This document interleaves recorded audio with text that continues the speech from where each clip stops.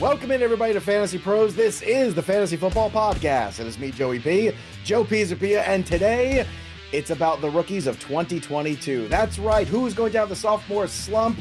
Who is going to just get their career started?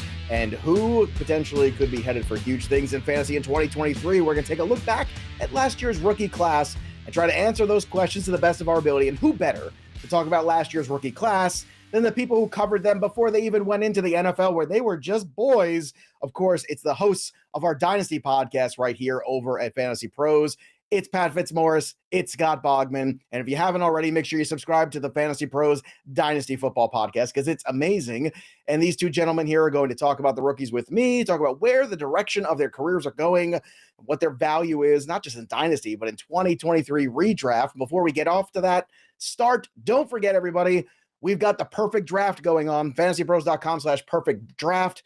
It's out there for you to go see if you can have the perfect draft from last year. It's a fun little way to look back on, if I only knew now what I knew then I would have the greatest team ever assembled and I would never have lost a game. So it's a fun little fantasy to live in. Last time I checked, that's the name of the channel, Fantasy Pros. So go check it out, fantasypros.com/perfect draft. If you score 2,500 points, share that bad boy on Twitter and Instagram. We're giving out prizes. So 9 people are going to win a 1-year subscription to Fantasy Pros, and somebody's going to win a 5-year subscription to Fantasy Pros as well. That's right, 5 years. We got you locked down for half a decade here at FP. So it doesn't get better than that. So go get your perfect draft on fantasypros.com/perfect draft. It's fun. Share, tag me in it. Our people have been already throwing down the gauntlet. Now, Pat, before we get going here, just want to throw this out there. Speaking of rookies, I'm kind of a rookie again to Madden because I got a PS5 over Christmas, and I've been trying to pick up the new version of Madden, which I haven't played in a very long time. Scott Bogman's kind of been my mentor. Now, I finally beat him for the first time after getting my butt kicked for about, 6 weeks, and we haven't played since. Do you think that's a coincidence? All of a sudden, I can't get a hold of him. Maybe that's not a coincidence, and he's just ducking you. But yeah, man, I would not want to pick up a Madden paddle right now. I would get destroyed by my teenage son.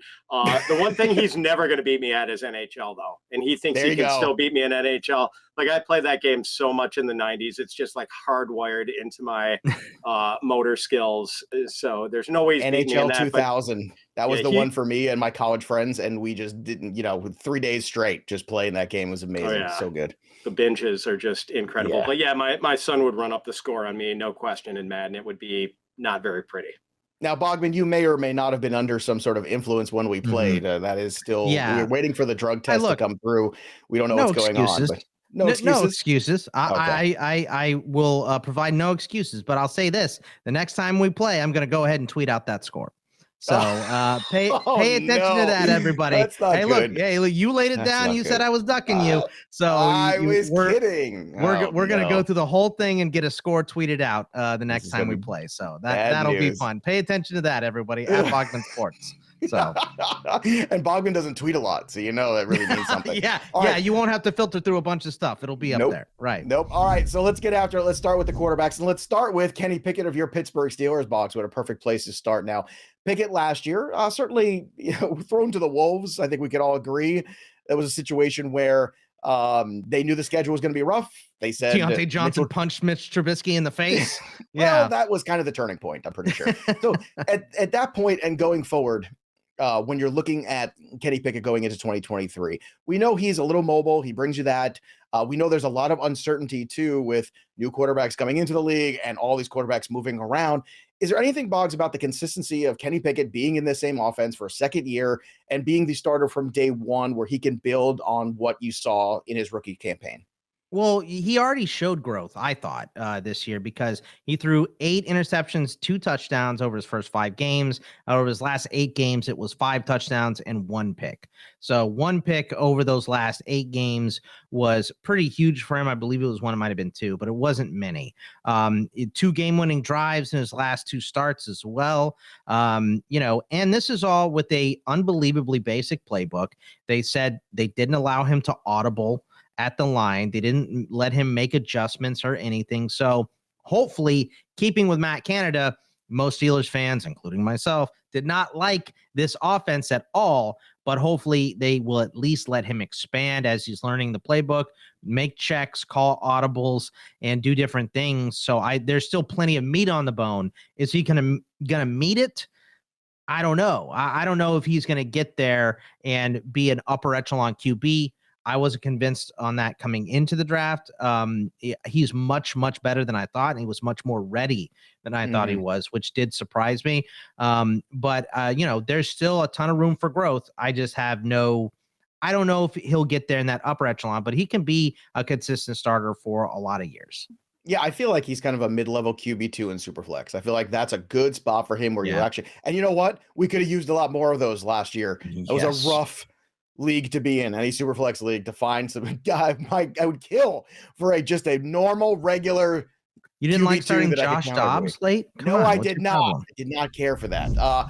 Let's talk about Desmond Ridder for a second here, Fitz, because he seems like the plan B for the Atlanta Falcons this season, in the offseason.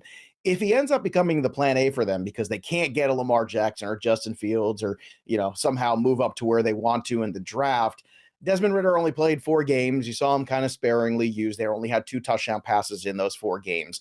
Did you see anything, though, in those 4 games that thought, okay, this is something that you can build on, considering you do have weapons like Kyle Pitts, who unfortunately you didn't see the two of them together, Drake London, and maybe go get another wide receiver with a run game that was pretty solid? Can Ridder be maybe even a lower end QB2 in Superflex in 2023 if he ends up being the starter? Honestly, Joe, I don't think so. I think probably the best thing you can say about him is that he threw 0 interceptions in 115 pass attempts as a rookie. So he was very careful with the ball. And that was sort of the book on him. Like, he's a leader, overachiever type coming out of college, but real marginal NFL arm talent, I believe. And he's mobile, but he is not a Konami code quarterback. Like, he is not going to get you an abundance of rushing goodness if he does get in there. Like, Malik Willis was terrible, but at least I think Malik Willis, if he had to make an extended run as a starter, would probably have some games where he ran for 60 or 70 yards and a touchdown. I don't know if you're getting that from Desmond Ridder. Maybe like a game or two like that if he had to play a full 16-game schedule. But I worry that he is not the guy who is going to unlock Drake London and Kyle Pitts. Yeah, I kind of get that same feeling as well. Brock Purdy unlocked quite a bit here for the San Francisco 49ers, got them on the doorstep of the Super Bowl. Boggs, pick number 262. The expectations were low, but at once upon a time, he was a QB prospect of note. Unfortunately, he was in an offense in college that, it didn't really come around to throw the ball that much. Not a prolific throwing offense, let's just call it that. And he wasn't prolific in his time with the 49ers in his rookie season, but he certainly showed he could manage the game and basically get you 15 points every week. Now, he is not going to have, I guess, the full surgery, as that's what we're looking at with Brock Purdy going into this offseason. So they're cautiously optimistic he'll be ready early on in things. Are you optimistic of that same thing, or do you think potentially he has a bigger fight on his hands than we realize with Trey Lance? Yeah, I don't. Fitz and I just talked about this on the Dynasty Pod when we did some QB rankings, and I think Trey Lance is their guy. It's going to take like 3 to 4 months for Brock Purdy to, come back from even the easier elbow surgery. Right. He's probably not going to be ready he's definitely not ready for OTAs. He's probably not going to be ready for training camp. And if he is, they invested so much in Trey Lance. Like, just think about all the stuff that Brock Purdy did in this offense. 13 touchdowns, 3 picks. He was outstanding. He was very, very good. But think about all the things that Trey Lance could have done with better wheels, a bigger arm, less experience than Brock, obviously.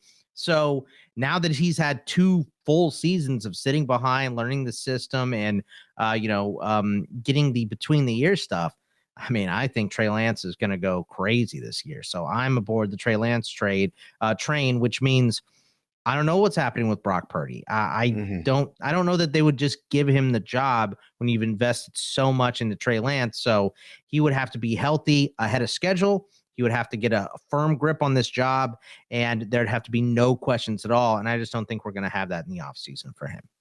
Yeah, and I think it's an interesting time to buy low on Trey Lance because I think the value is at its lowest in any dynasty keeper league. You might want to kick the tires on that. And look, it's not a knock on Purdy. It's just you're right. When organizations make an investment on a player like Yeah. Trey Lance, they tend to make sure that they squeeze At least everything they give him a can before shot. they move. Yeah, before, and hasn't really gotten that shot yet. But unfortunately, it's another year where he didn't play. And between the year he sat out with COVID, and then the first year he didn't play, and then last year, Been a being bit. injured, it's been a while. I mean, I think there's some shows on the air that have been canceled since then. I think like it's kind Some of people crazy. that have been canceled since then. Some Right. people that have been canceled. Is Not us. it possible We're though still that they want a and Bogman and I talked about this, like maybe Kyle Shanahan, if they are having a quarterback duel for the job next training camp, that maybe he puts his thumb on the scale for Purdy because he wants a distributor. I mean, they've got this insane collection of skill position talent. And I made a very outdated NBA reference with Boggs on the Dynasty show where I compared Trey Lance to Allen Iverson as the scoring, the flashy scoring point guard. And I pulled Terry Porter. That was the first name I could think of a passer. I'll modernize that. I'll make, let's equate Brock Purdy to Rajon Rondo, not a scorer, a passer. And that's not so bad. I thought you were going to end up making like a Ron Harper kind of, reference or something like that. I got to bring it into active guy. And Trey Lance is maybe more the Kyrie Irving guy who is going to score before he passes. So hopefully he's a little less crazy, just a little. Let's hope. Sorry, maybe that'll get me canceled. I don't know. Just calling how I see it. All right, Sam Howell. Now, this is a guy we didn't see last year. The Commanders are saying, Pat, that Sam Howell's going to get a shot. So Taylor Heineke's going to sit back, play the, savior if needed. Do you think Sam Howell is up for the task this year going into 2023 and could surprise potentially? I had a lot of questions about him as a prospect for some of the things I saw in college. I was not nearly the fan some other people were. I think he got a lot of hype because the class itself wasn't that great. But what are your thoughts on Sam Howell?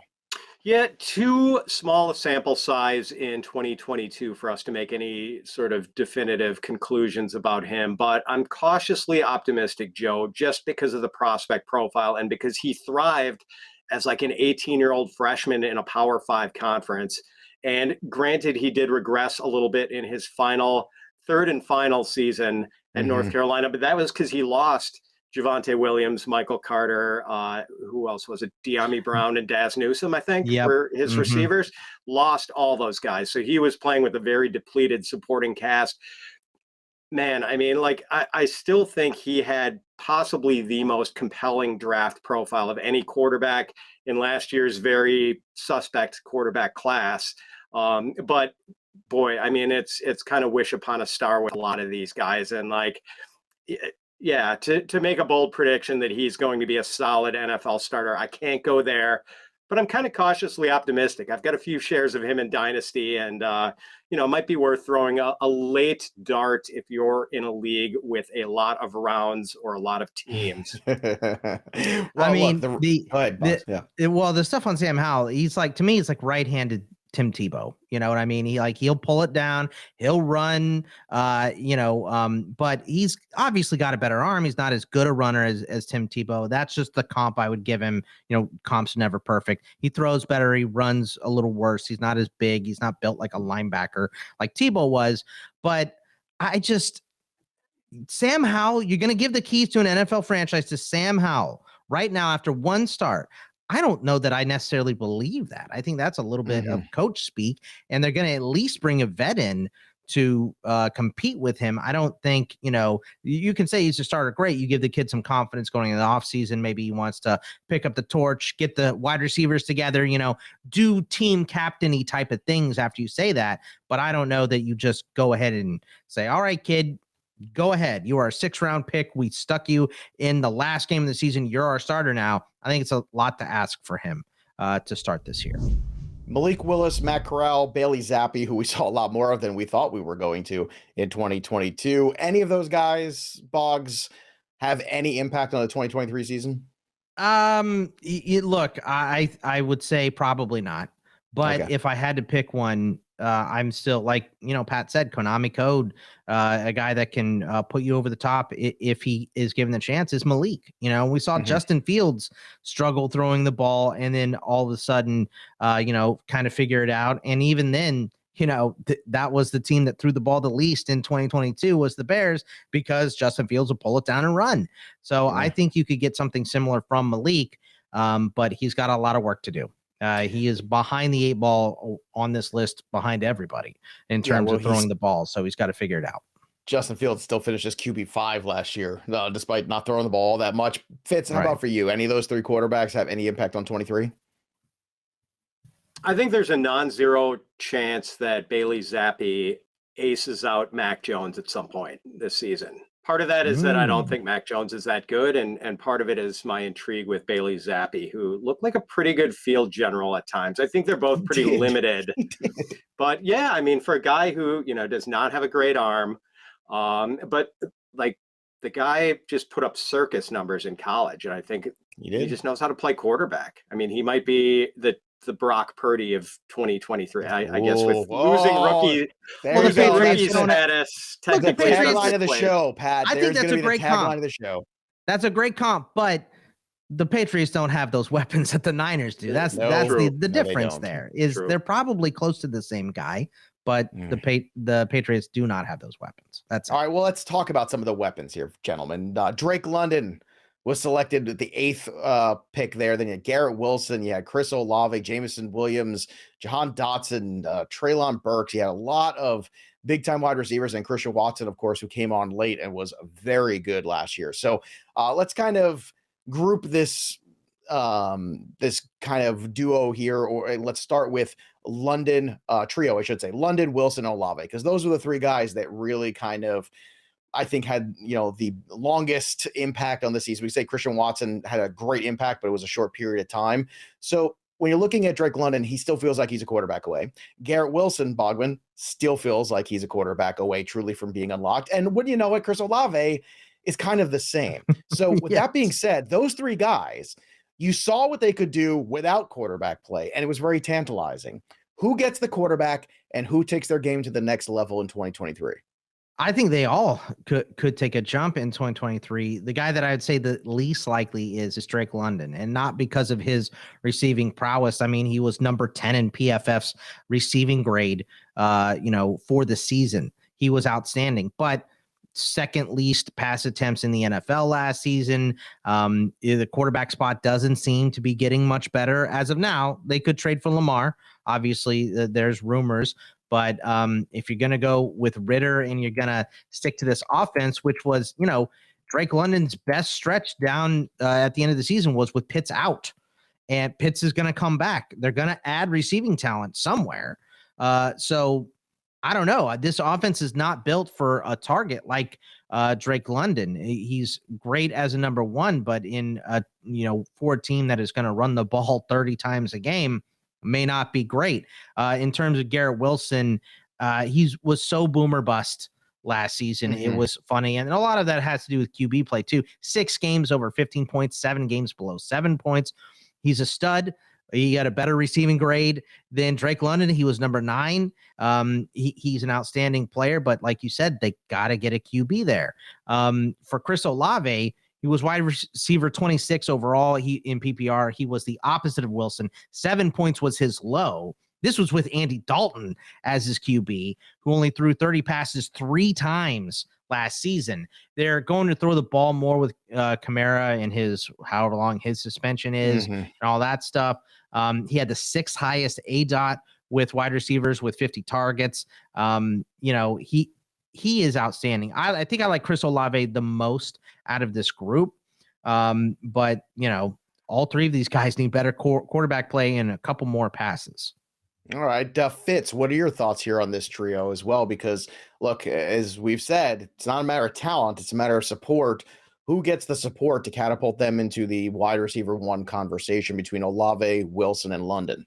I mean, maybe it's Garrett Wilson if the Jets go out and get Aaron Rodgers, and that would be a lot of fun, seeing that, Garrett Wilson was able to give us an 1,100-yard season with a pretty gross quarterback situation for the Jets. Do not sully the name of Mike White on this program. Do not do it, my friend. Magic But Mike, live forever. boy, Magic Mike was like the best probably I know, how sad is facilitator that? that any of these three dudes had to work with. But man, I mean, like I love all the talent here. And like I just did or am doing a best ball draft with Billy Musio, Jody Smith, Bob Harris, a bunch of other fantasy folk. And Garrett Wilson went 208, Olave 303, Drake London 410.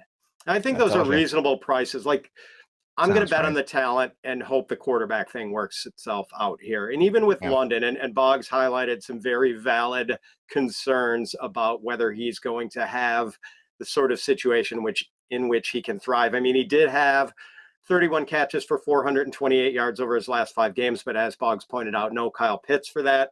Still, though, I mean, this dude is so young and talented. He's talented. He reported to training camp 5 days before he turned 21 last year. Like London is just so, I mean, like loads of talent. And I think he's just going to be a monster at some point. Once Atlanta gets the quarterback thing straightened out, please just get Lamar Jackson to Atlanta. Just Lamar would be. Look, if it's not Lamar, I think they're going to be in play for Fields in some way too. They have the draft capital to do it. They have a lot of money. I think they've got money. They've got the team built for it in the offensive line. They can run the football. We talked about on the essay show. They got a high pick too. They can trade up for someone they want if they fall in love with a quarterback prospect here. Look, I think the Atlanta's gonna make a move because somebody should make a move in that division because it's wide open now that Brady's gone. Let's talk about Christian Watson for a second, Pat, because again, had just splashed onto the scene and just started crushing things. He was a touchdown machine. But what happens if Aaron Rodgers isn't there in 2023? I'm concerned then because I'm not a real big Jordan Love believer. But man, like I just hope that Watson has a decent quarterback to leverage a 6'4" body with 4.36 speed.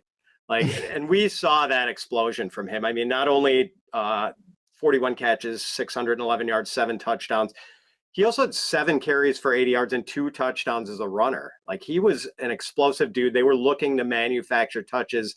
Even with Aaron Rodgers there, they were looking to just get him the ball, like on little dump off passes, bubble screens, whatever to get this cat the ball. So yeah, man, I'm going to be disappointed if it's Jordan Love as the facilitator for Christian Watson.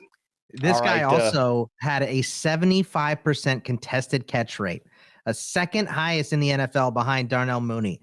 So the quarterback may not matter as much as we give it credit to. Also, you talked about his explosiveness on the ground, 4th highest yards after catch, last season. So percentage. So that was great. Also had the 4th most drops in the NFL. So that was the problem that was knocking him going in too. Into the league was the drops were a problem. So that's something you can fix. That's work ethic at the end of the day. Yes. That's what that is. That's work ethic and technique. And Jerry Rice struggled with drops early in his career. A lot of people forget that. There's a lot of great Tony Gonzalez struggled with drops early in his career. Hall of Fame players. Okay. One guy that I know, Bogman, you and I are very excited about in year 2 is Jameson Williams. So I want to have some fun here. We always talk about, life's too short for the unders. So I want to talk about the overs here. I want to talk about what the ceiling is for Jameson Williams here with a clean bill of health, a clean offseason going into this Detroit offense as possibly that number 2 target. What's the ceiling for him, Boggs? I mean, the ceiling is enormous. I don't want to put a cap on it. That's how big it is. I wouldn't begin to know what his ceiling would be. I mean, he can score touchdowns. He can get open deep, and he's going to be singled up a lot because Amon St. Brown took such a gigantic step and is like a top 5 wide receiver in the NFL right now. He's unbelievable. Yeah. So you got to worry about both these guys next year, and Jamal Williams should be brought back. He is a free agent, though. If they let him go, that's a bunch of touchdowns out the door going to other players. So, I mean, the sky's the limit for Jameson Williams. He was my number 1 wide receiver in this group. I think he still can be coming off the injury. We just got to see him put it together. We saw him a little bit at the end of the season. He had the one big play, not much outside of that. So we just got to see more, and I'm excited about him this year. Pat, I know, Jared Goff has been the perennial punching bag here on many programs over the years, but 29 touchdowns, 7 picks. Towards the end of the year, he had, 4 of his last 6 starts. He finished as a QB1. I know we could say, is that the guy that the only thing that can hold Jameson Williams back? But is he going to hold him back in 2023, in your opinion? Or is Williams a guy that you are targeting as maybe a forgotten man because everyone's going to talk about the rookie class coming in or the guys who succeeded out of the gate? Is he kind of fall in that weird limbo where he could be a value? Possibly. I got him in that best ball draft at 703, and I was pretty happy with it. That's very good. That's like great. Jared Goff, man, I would kill for Jared Goff to be paired with Drake London or Chris Olave or maybe even Garrett Wilson. Like, yes. I don't think Jared Goff is going to be an impediment for Jameson Williams if he's going to go. I'm a little more worried about health and his frame. I mean, he's, very slightly built. And, coming off the knee, I'm glad they sort of slow rolled it with him coming off that major knee injury. Like, I like how they were very cautious and very judicious in the way they used him. I'm curious to see how they use him when he's got the full green light. Like, he had 9 targets this past season and 1 catch, and they were trying to lift the lid with him. They were going deep. That does not really equate to being a set it and forget it fantasy starter. You know what I mean? Is this going to be like a weird situation where he's getting 4 or 5 targets a game and like his average depth of target is like 18 or 19 yards and he has some huge splash plays in other games where, 0 catches or 1 catch for 18 yards. So I just, my hang up with him is I don't know what it's going to look like. Very good. Jahan Dotson is right now on the ECR and FantasyPros for 2023 draft ranks is at wide receiver 37. Treylon Burks is at 39. Pat, between the two of those guys, who would you rather have in 2023? Oh man, they are close. So they are close. I mean, like Dotson is so underrated. Fast, great hands, good at contested catches, smooth route runner. As many touchdown catches as Christian Watson had in 2 fewer games. Now, he didn't have the 2 touchdown runs, but 7 catches in, I think, 7 touchdowns, 12 games. But Burks could be like the dime store Deebo Samuel. Just get this dude the ball in his hands, and he is like explosive. So, man, I don't know how to play that. I think they're pretty neck and neck, like in my rankings right now. I think I've got Burks like maybe 1 or 2 spots higher. Yeah, I can understand that. I think Burks would be higher for me if it was Sam Howell playing quarterback to start the year. I think that would kind of knock it down for me. Boggs, is that how you look at it too? It's more of like if you get Tannehill, then you lean towards Burks. If you get Sam Howell, you lean towards Burks, like that kind of thing, Well, I think actually Sam Howell and his track record kind of plays better for Dotson than any quarterback with Treylon Burks, for the Titans, because Sam Howell was 4th in ADOT his last season in college, and Dotson was 4th in ADOT this year. And like Pat mentioned, great at contested catches as well. So if you just get someone that can put the ball up to him instead of this Heineke dink and dunk and 4 yards down the field and all that stuff, I think Dotson could improve. The difference here to me is Washington has a 1. They have McLaurin, and he is their uncontested number 1. Yes, your uncontested number 1 in Tennessee is obviously Derrick Henry, and then your number 2 is also Derrick Henry. But let's also, they promoted from within. Kelly is the new OC. Tim Kelly is the new OC. He was the passing game coordinator, which was terrible in Tennessee last year. So let's hope he has some new fresh ideas for Treylon Burks. And like Pat said, turn him into Deebo, give him the ball on some reverses, make short screens for him, maybe straight hand it off to him, do something with him. You got to get the ball in this guy's hands because he is a yak machine and he will run through tackles. So I'd say the upside is Burks, but if you're looking for a floor guy, I think Dotson's probably better. Let's talk about expectations, guys, for some of the remaining wide receivers on this list. So we didn't really have a time to dig too deep into on today's show. Wan'Dale Robinson, John Mechie. Hopefully Mechie can come back healthy from a life-threatening situation there. George Pickens, Sky Moore. There's a lot of names still remaining in last year's rookie class. Bogman, who do you have the highest expectation for going into 2023 from the remaining guys we haven't really dug deep on? Come on, Joe. You know this is going to be the greatest wide receiver on planet Earth, George Pickens. I think you got to get this guy the ball more. He's great at contested catches. He's always open deep. They one-on-one him because you got Freiermuth over the middle. You got to worry about Najee. You got to worry about Deontay when he's not dropping the ball or punching quarterbacks. So, and he's just going to make those highlight reel plays too. And Pickett and Pickens is becoming a thing. It was late. It was. So yeah. I really expect him to take a huge step this year. All right. I knew that was the answer I was going to get from you. Give me the one other guy not named George Pickens. Sky Moore. Sky Moore kind of started to put it together late in the season. A lot of free agents for Kansas City, still looking for wide receivers. Obviously, Juju probably gone. They did trade for Tony, and they're kind of a similar build. But I think Sky Moore, you invested in him. You got to give him at least a shot here. So I would go with him. All right, Pat, how about for you? For the remaining guys, I mean, you even got guys like Jalen Tolbert, David Bell, too, on this list of guys we didn't talk about. Is it Pickens for you as well? Is it Wan'Dale maybe taking over that role in the slot? Sterling Shepard seems to be on his way elsewhere out of New York. What do you think? I'm intrigued by Wan'Dale, although I think we've only had 1,000-yard season by a receiver under 5'9" in the Super Bowl era. So that, the odds are stacked against Wan'Dale a little bit. It is Pickens for me too. I mean, the guy is just a phenomenal contested catch artist, but I am concerned about the lack of targets. Like if this dude just can't get open, I mean, that's the big knock on him. Never had more than 8 targets in any game. Never had more than 6 targets after week 5, and that was like the Pickett portion of the schedule. So even though it seemed like Pickett was throwing to him more than Mitch Trubisky was, there weren't a lot of targets there, and I'm just kind of worried about that. Like, yeah, some guys don't separate that well and can still be great. Like, but can George Pickens be that Dez Bryant who was sort of able to overcome the fact that he wasn't a great separator, was just so good at contested catches and working in tight quarters? Maybe Pickens can be, because he showed out in that facet of the game last year, but the lack of targets is a little problematic, I think. Pat, let's move to the running backs here. And clearly Breece Hall was the class of the class.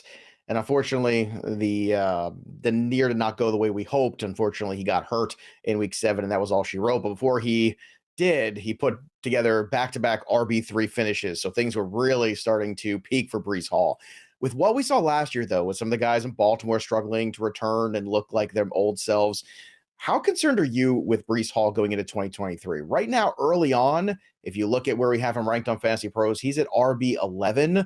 I'm sure as we get closer to the season starting and you get more positive news, that's going to shoot up quite a bit. But is he a liability and a risk in 2023? I don't think so. I think he got hurt early enough where he's going to come back 100%. Probably won't play in the preseason. Well, just to push back a little, Dobbins, Gus Edwards, I know not the same talent, but all got hurt even earlier. And look how much they struggled to return healthy last year. Yeah, I mean, Dobbins really had a devastating knee injury. I think Hall's was a little bit cleaner and a little bit less concerning. So I'm still really high on Breece. I mean, I would happily take him just about anywhere in the second round of a draft. The dude had almost 100 scrimmage yards per game in 7 games, despite not getting double-digit carries until his 4th game. And in the 7th game, I think he had 4 carries for 72 yards and a touchdown before he got hurt really early. So, he was phenomenal. He was absolutely phenomenal. And just, he's got every size, speed, elusiveness, catches, 5 targets passes per game. 5 targets total per game. Number 1 elusive rating on PFF too, by the way, was Breece Hall. Well, Boggs, I mean, let's talk about Breece Hall here. Obviously, when you're looking at the guys going ahead of him right now, I know Bijan coming into this class is going to be a whole other discussion too. Bijan should go ahead of everyone. Stop that. You know what? I know you and I have been like kind of beating around the comps for Bijan. I've been trying to really push and find one here, and I think I finally landed on Edgerrin James. I think that's the one that I saw that one the other day. That's Did good. you see that? Who said that? Because mine is CMC. I think it was on PFF. No, he's bigger than CMC, and I think that's the problem. It's like I'm looking for a guy who's a little bit bigger, physical kind of. I just think in shiftiness and what he's going to do on the field in terms of what type of a weapon he is. I think it's CMC. Well, but Edge was that guy. People forget how good of a pass catcher Edge was. But that was in a different NFL. It was in a different NFL. Edge. I feel like Bijan kind of has that same mold about him. Like, he's not afraid of contact. He was going to push guys over. He's got the incredible speed. He's got the pass catching. Contact Like, balance. Yep. Yeah, all those things. But look, when he comes to Breece Hall, is he going to be? I mean, when you're looking at some of these guys who've got more mileage on them, McCaffrey's got a lot of miles. Henry's got a lot of miles. I mean, are we looking at Breece Hall being worth the leap of faith? I'm more concerned about the knee stuff than Pat is, probably because I invested in J.K. Dobbins in a couple spots and kind of got screwed there. Right. So for me, like, if I'm drafting a best ball now, if I'm doing a rookie draft immediately after the draft, I'm going to have Hall just a little bit lower on my list. I want to hear good news. I want to see positive things, about his injury and his recovery before we get there. So for this season, I'm a little shaded on him, but there is no doubting the talent. He is a supreme talent in the NFL. In Dynasty, he's probably a top 5 back. He has been he showed us last year what he can do, and I expect more of it when he comes back. It's unfortunate he had the injury, but he's a superior talent. That's for sure. Boggs, with Ken Walker already pushing top 5 in the early ECR for 2023, is he going to crack that in your opinion? And should he? I think he can. Top 5 is a big ask, but he was the opposite of Hall. He started slow, and then towards the end, he showed he can carry the load. 20 plus carries in the 3 last games of the season. He uses his speed to run away from tacklers, second highest breakaway percentage in terms of his yards. He was real bad in pass protection. He needs to pick that up if he's going to stay on the field on 3rd and longs and things like that. But he improved in pass catching. It's not something they asked him to do at Michigan State. I think if he works on those things in the offseason, running routes and particularly protecting the quarterback, he is going to be a top 5, 8. He's going to be an RB1 for sure already. Without those things, he can move himself into that, upper tier by picking those things up and running with them. Joe, would you? Yeah, it sounds like Bogman would take Walker ahead of Breece Hall. What about you, Joe? I'm very close. Right now, I probably would lean that way too, because I think Hall is a better player.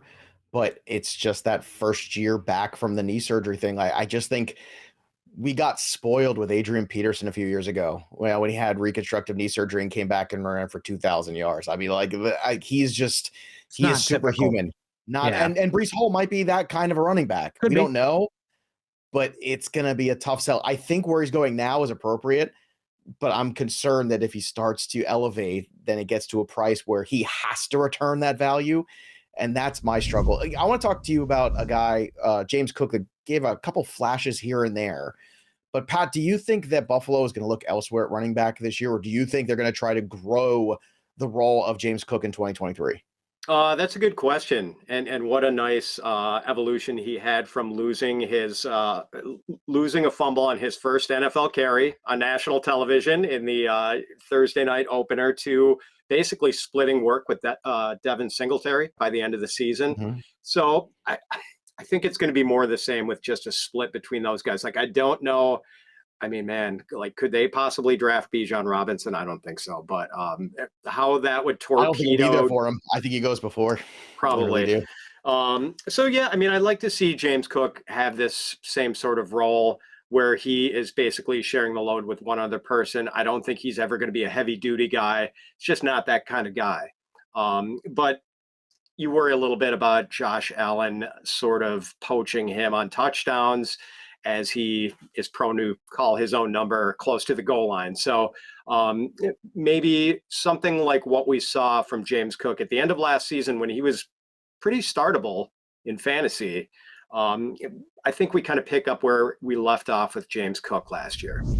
Okay.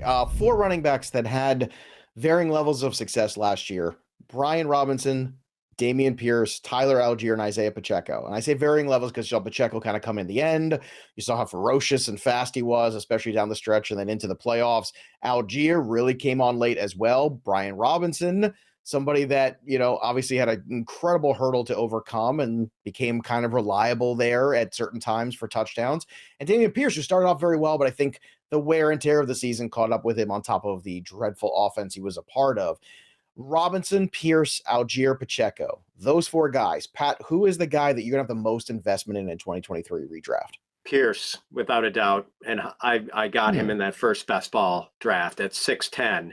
And look, I realize he is not going to be sharing the backfield with just Rex Burkhead this year. They're going to bring in someone else, and it's going to be someone better than Rex. It feels like the exact same spot he went last year, 6th round, right? Like it feels like his stock hasn't He got moved. all that hype. Yeah. But right, last year was like jet fuel for him in August. I mean, like the people got so hyped up about him, so and weirdly, weirdly, like he was everything, all that in a bag of chips.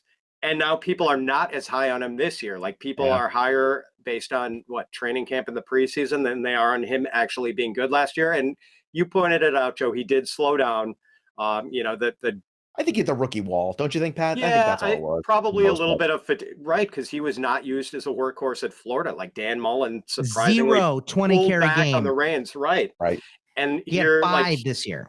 And Houston was running him into the ground. So maybe he did hit that wall, and the offense, as you said, was dreadful. So, but I'm still very bullish on him. For me, the guy is Pacheco, because I think he is kind of, look, he was my guy anyway before the season started, but I think he started to capture the hearts and minds of the coaching staff. Like they love he brings an edge for a smaller guy. Like he is tough. I don't know if he can hold up like as a long-term investment, but in redraft, I want the guy who's part of the Chiefs. Like that's the guy that I want. Boggs, of these 4 guys, who do you want? Pierce, Robinson, Algier, or Pacheco? I mean, I think at cost, I want Algier. That's the guy that I want the most at his price. Pierce is the best, I think. But I want to go back to Pacheco for a second, because when you look at his stats from the regular season, you're not going to be that impressed. But what he did in the playoffs, I mean, he just 7.9 yards per carry against Jacksonville, who's a pretty good defensive front. Bottled up against Cincy, only 2.6 yards per carry, but caught 5 balls at 11.8 per clip in that game. And then in the Super Bowl had, over 50 yards in the touchdown. He was outstanding. So Pacheco really showed out at the end of last year. But for me, Tyler Algier, he's the lead back now in a run-first offense, a team that ran more than anyone last year, obviously passed less than anyone except for Chicago, but ran more than anyone. Last 4 games, they let him have 79 carries. He was number 6 run grade among running backs, wedged between A.J. Dillon and Derrick Henry. He needs work on his receiving skill, but he can stay on the field because he's a decent pass blocker as well, because he has that defensive, he played linebacker at BYU. He has that mentality for it. He craves a contact, and they're not going to score as much as Kansas City, of course. So you weigh that how you will. Dameon Pierce had 16 scores last year, and I know that's why a lot of people see touchdown variance and all that stuff. So there's going to be a lot for Dameon Pierce too, but Algier I think he's going to be cheaper, and he's sneaky. So out of this group, Algier is my guy. You know what's so interesting too? Pierce is at RB20, Algier's at 22. Brian Robinson at 27, and right now Isaiah Pacheco 28 on the board currently. So Pacheco is actually the cheaper of the 4. All right, where did Algier go in that best ball, Pat? Oh, do I have that? Well, while you're looking, we'll talk about these tight ends, and we'll get that answer in a sec. So Trey McBride was the first of the tight ends selected in last year's draft. We saw Greg Dulcich on the field last year show some flashes. It'll be a Sean Payton offense this time around in 2023. You saw Kate Otten, Daniel Bellinger, even Chigga Okonkwo at times have some moments. So, Pat, in your opinion, any of these tight ends worth a look in 2023? And if so, who's the name? The guys who interest me the most are Okonkwo and Jelani Woods of Indianapolis. Okay. And I mean, Jelani Woods is just huge. And like he's very smooth catching the ball for such a big dude. So I'm intrigued by him, especially since the Colts have funneled a lot of their offense through the tight ends of late. And Okonkwo, I mean, we saw him just be a wrecking ball once he had the ball in his hands, like a guy who they seem to endeavor to get him the ball very easily on like little quick stuff and then like let him do damage. And he did that pretty well. So I'm intrigued.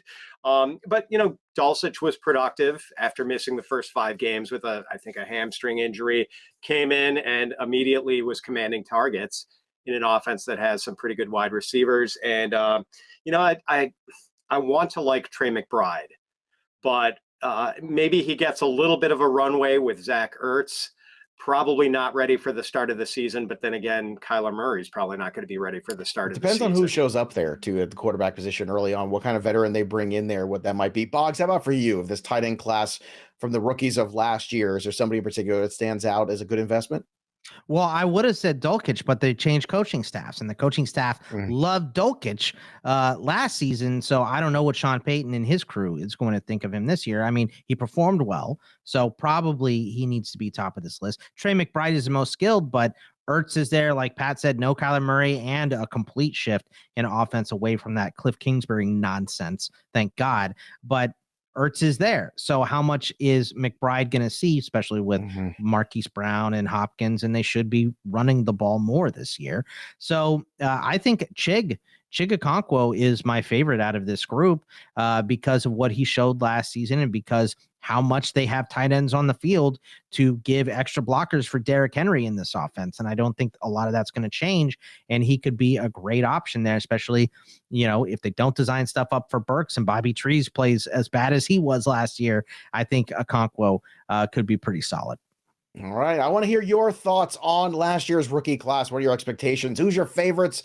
Who's your busts? I want to know. So drop the comments in the chat below over on the YouTube channel. If you haven't already, subscribe to Fantasy Pros YouTube because we got amazing offseason coverage, including live NFL draft coverage coming your way in just a few weeks, if you can believe it.